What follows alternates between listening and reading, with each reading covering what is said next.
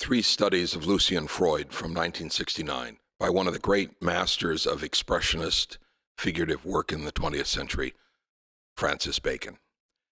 In this three-part painting, each of them the same size, Bacon looks at his friend and fellow traveler Lucian Freud from the left side, the center, the right side, as if he's circling him to understand something of his nature, of his spirit, of his identity.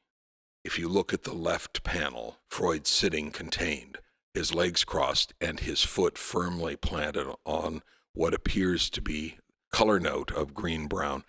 We see his hands in his lap, his face, but it's his face both in profile and full face. It is as if he has suddenly engaged us with his eyes.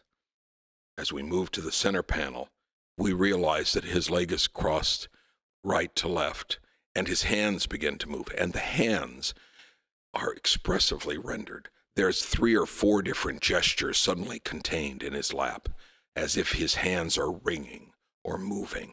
In the right panel, we're back again looking at the other side of Freud, his body suddenly still, but the hands disappearing between his legs, his head looking out at us, his face dark, as if for a moment he's frozen, contained, caught.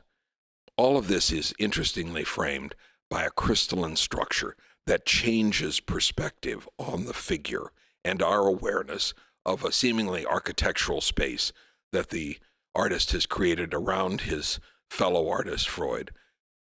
It is a painting that sits still while it begins to dance. We as viewers come to it, and as we study it, we feel it, and in feeling it, our own bodies begin to twist.